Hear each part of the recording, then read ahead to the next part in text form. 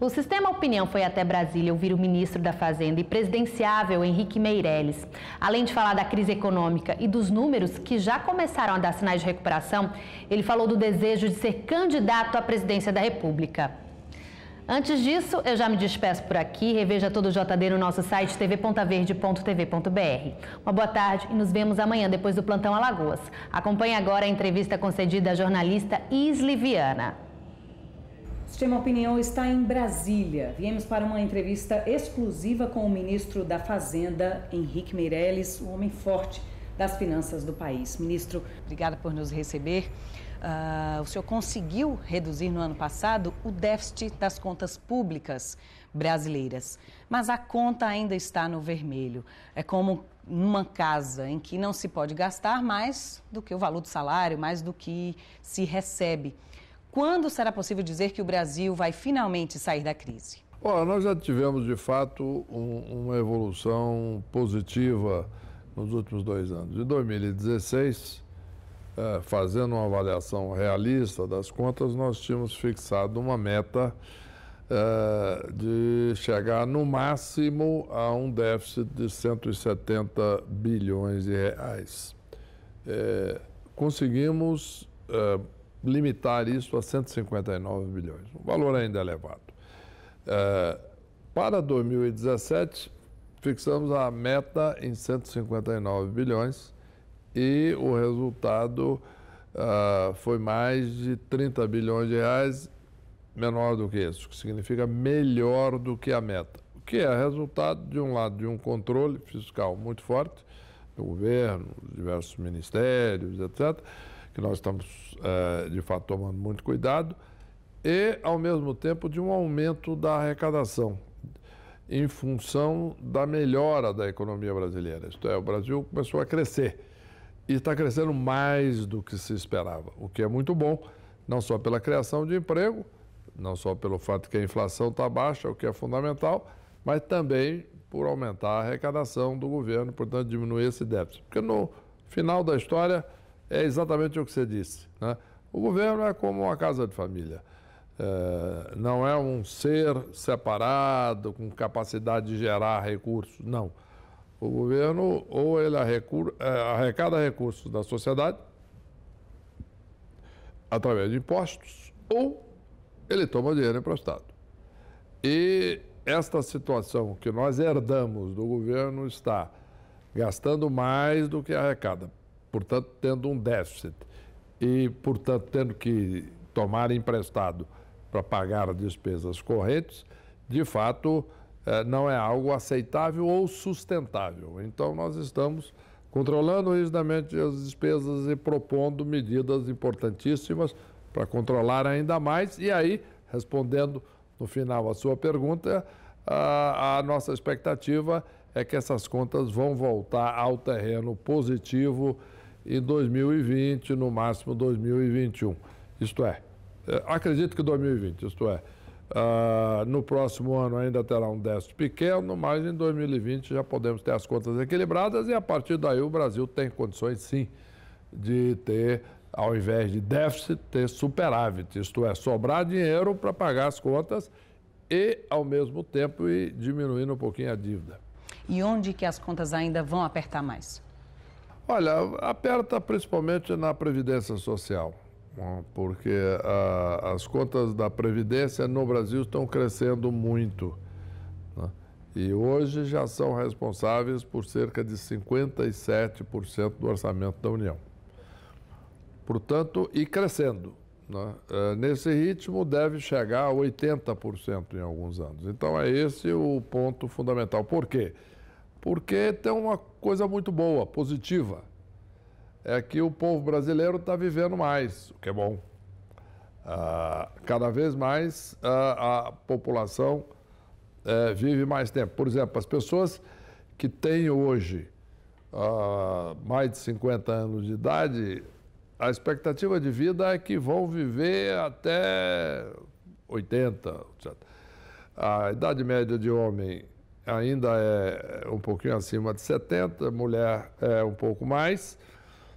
Mas aí é um pouco influenciado por uma questão de mortes dos jovens, seja em acidentes, seja em violência, seja em mortalidade infantil, que é uma coisa lamentável. Mas, dito isso, o fato concreto é que os brasileiros estão vivendo cada vez mais, o que é bom. Por outro lado, o tempo de aposentadoria passa a ser maior, o que significa que a conta a ser paga pelo governo é maior. Esse é o principal argumento para a aprovação da reforma da Previdência no Congresso. Como equilibrar a necessidade de controlar os gastos da máquina pública com as necessidades dos aposentados, das pessoas que precisam desse dinheiro?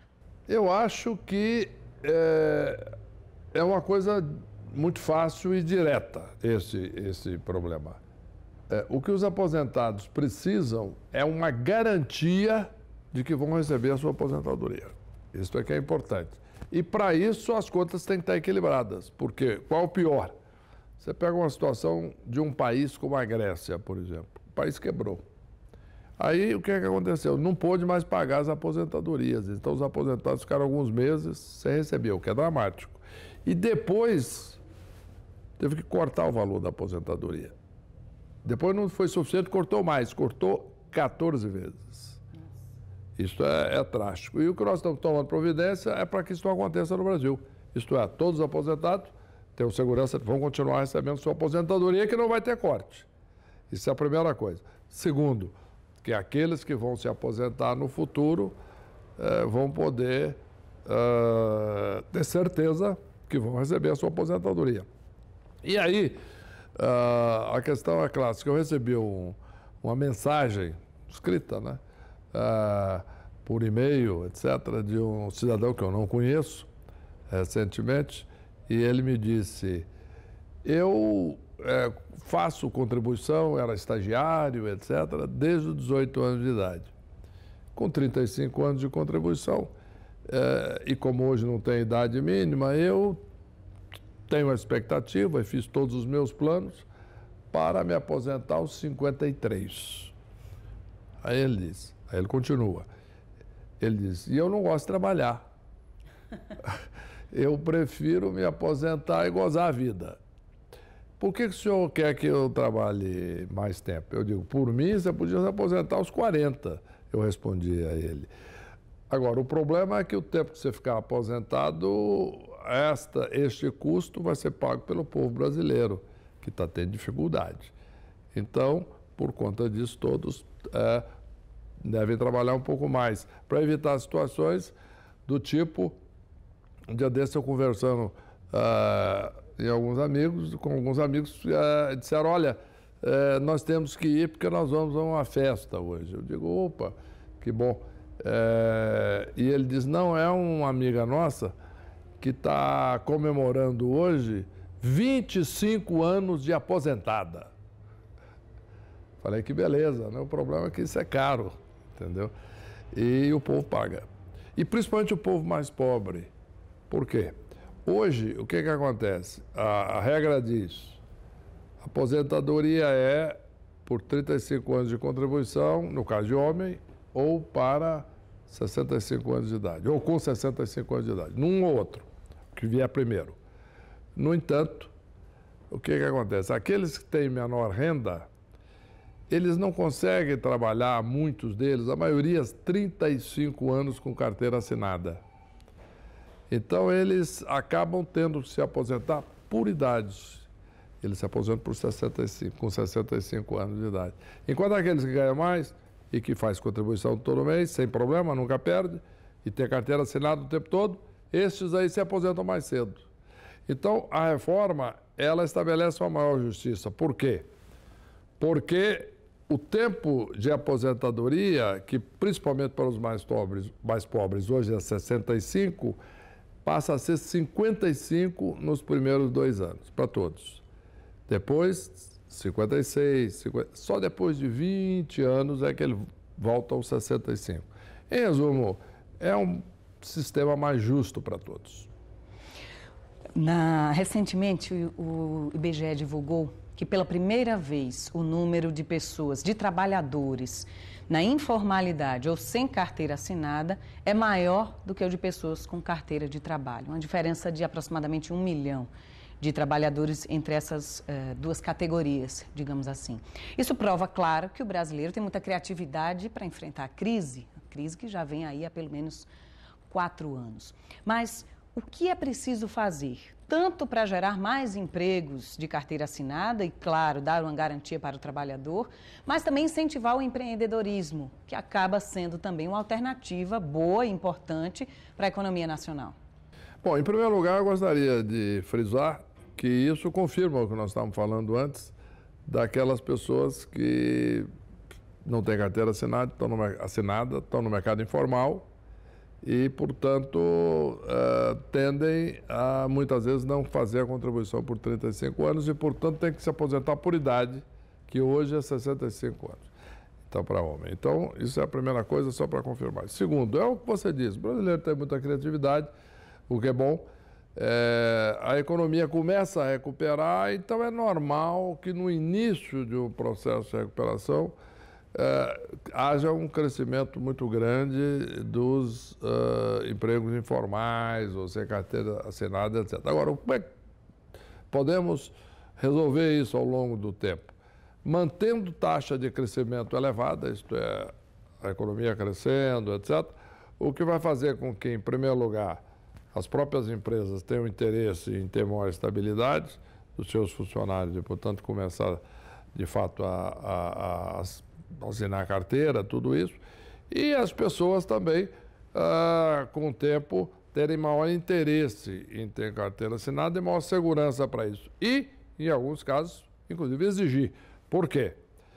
Porque quando a economia está mal, como foi o caso dos últimos anos, da crise que nós herdamos, e tem um grande número de desempregados, quem consegue o emprego não tem muita força para exigir. Conseguiu um emprego já está bom, mesmo que não seja com carteira assinada. A partir do momento que o número de desempregados cai e que as empresas têm que procurar empregados, então o trabalhador pode dizer, não, eu vou com carteira assinada, senão não vou trabalhar, porque eu quero ter a carteira assinada, porque eu tenho uma outra oferta, outra possibilidade com carteira assinada. Agora, como é que faz, como é que chegamos nesse ponto? Nós chegamos nesse ponto no momento em que a economia estiver crescendo durante muito tempo e o número de desempregados cair, né, para aquela situação ideal, que é aquilo que se chama de pleno emprego. Isto é, todos que querem trabalhar têm emprego. E isto é o que nós estamos trabalhando para conseguir chegar lá. Recentemente, no Fórum Econômico Mundial, em Davos, na Suíça, o senhor chegou a dizer que muitos empresários, investidores, pedem que o senhor seja candidato. Segundo a Fundação Getúlio Vargas, há 7 meses consecutivos cresce o índice de confiança dos empresários na economia do país. E o senhor chegou a dizer também que vai decidir se vai ser candidato ou não em abril. O que vai pesar nessa sua decisão? Olha, em primeiro lugar, nós temos que ver a situação da economia do país e até que pronto eu já poderei considerar o meu dever cumprido. Isto é, o dever de botar o Brasil numa situação em que ele está crescendo, está gerando emprego, a inflação está baixa e vai continuar crescendo. Quer dizer, esta é a minha responsabilidade básica, que eu estou cumprindo e quero deixar isso consolidado. Em primeiro lugar, eu tenho que saber se isso vai estar, de fato, concretizado e com perspectiva de crescimento futuro. Então, esse é o mais importante, porque eu sou uma pessoa que cumpro as tarefas até o final. Então, eu não sou uma pessoa para deixar uma função no meio e para ir perseguir outra coisa. Não, eu, por exemplo, fui presidente do Banco Central, fiquei os 8 anos, cumpri a minha função, estabilizou, o Brasil cresceu, a inflação ficou controlada, tudo bem. Agora, a minha ideia é vencer essa etapa. Se chegar lá, eu concluir que está acontecendo, que o Brasil está sólido, está crescendo, vai continuar crescendo, eu posso considerar, de fato, um outro desafio. O senhor foi presidente do Banco Central na época em que o presidente era o ex-presidente Lula. Hoje, o senhor é ministro da Fazenda do governo Temer, né? Governos que chegaram a estar unidos, hoje estão em lados opostos. E no governo do PT, o Nordeste foi muito beneficiado, especialmente pelos projetos sociais, pelos programas sociais. E o senhor deve ter acompanhado muito bem isso, porque o senhor fazia parte, né, da época das decisões financeiras, especificamente, que envolviam o país.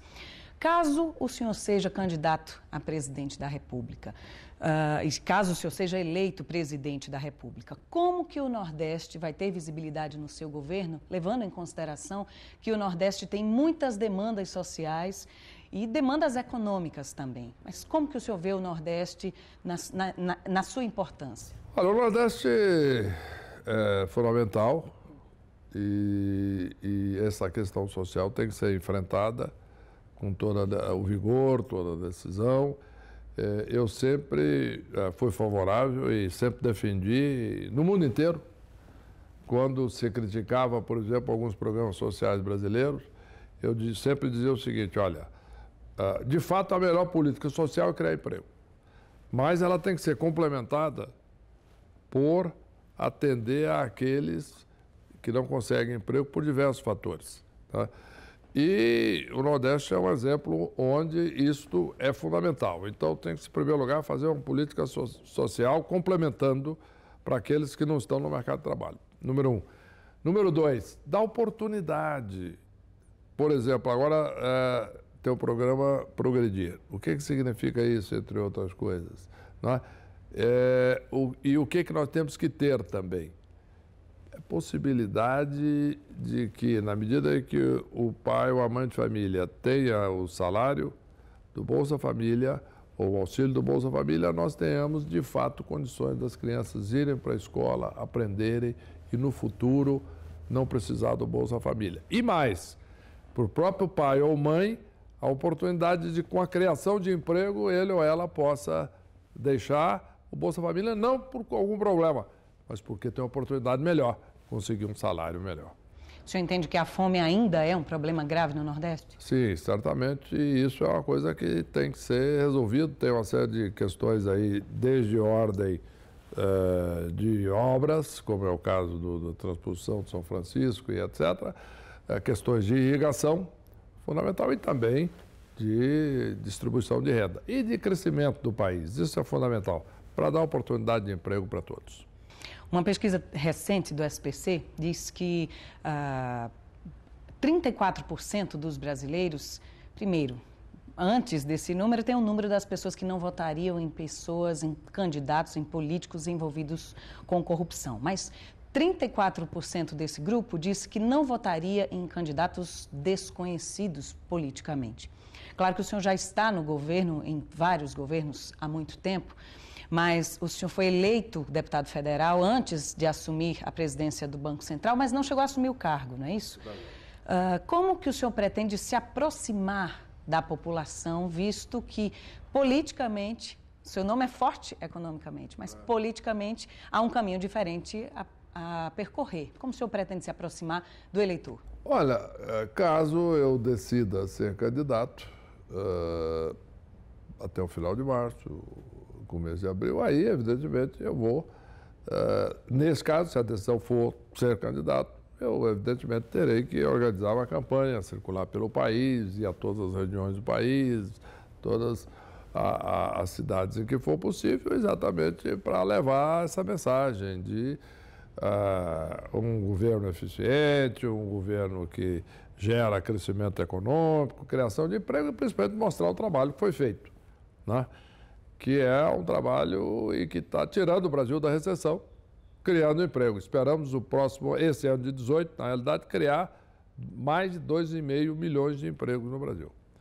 Nós temos que respeitar aqueles que ainda estão desempregados, né? Então, nós não podemos dizer que a situação é ótima no Brasil. Não, nós temos muita gente desempregada e ainda é uma situação difícil para muitos.